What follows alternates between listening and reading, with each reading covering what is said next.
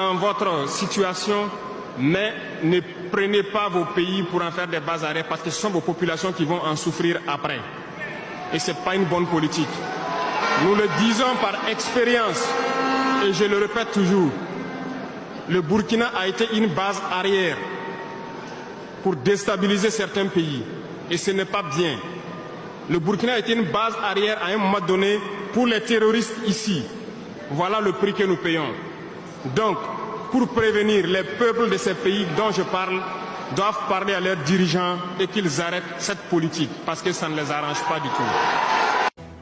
Et vous avez dû entendre ces derniers jours certains généraux ailleurs qui ont fait comprendre que s'il faille qu'ils viennent avec leurs armées nous recoloniser, il faut qu'ils viennent. Eh bien, préparez-vous à la guerre de haute intensité.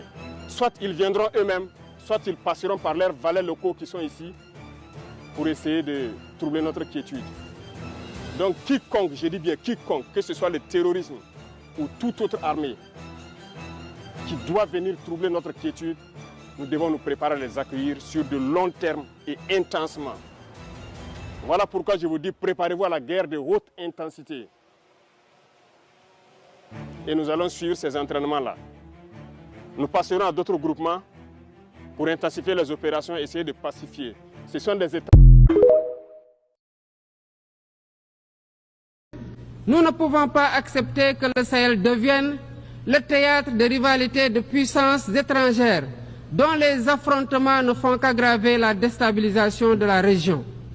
Ce thème de la présente session qui guide nos discussions nous invite à repenser nos responsabilités collectives et à nous assurer que les principes fondamentaux des Nations Unies définis il y a... C'est lui qui est là, le capitaine Yabré, aujourd'hui commando.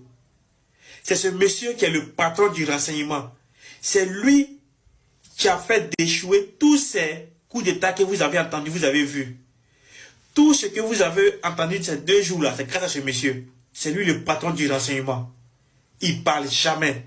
C'est le travail qui parle à sa place. C'est le capitaine Yabré. Mes respects, longue vie à vous. Courage. Que Dieu vous donne cette force.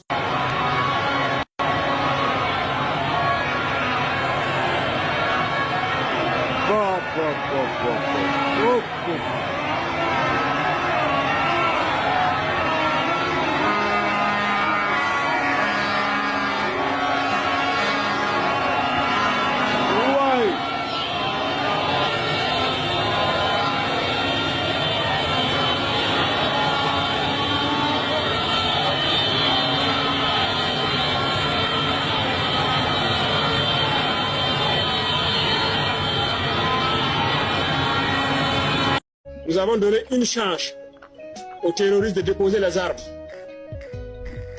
Ceux qui ont compris, ont compris. Ceux qui n'auront pas compris le message, il n'y a qu'une seule chose, c'est la mort. Parce que nous allons leur donner la mort qu'ils souhaitent. Et ils verront l'enfer sur cette terre du Burkina avant de rejoindre l'au-delà. S'ils ont la chance d'ailleurs. Parce que les charognards en feront leur festin. On est là pour ça. Nous allons faire cette guerre. Les impérialistes peuvent les équiper, les armer comme ils veulent. Mais nous avons décidé de défendre le Burkina Faso, faire cette guerre et vivre en paix, connaître le bonheur que tout le monde connaît. Vous êtes engagés pour ça. Tous les Burkinabés vous respectent.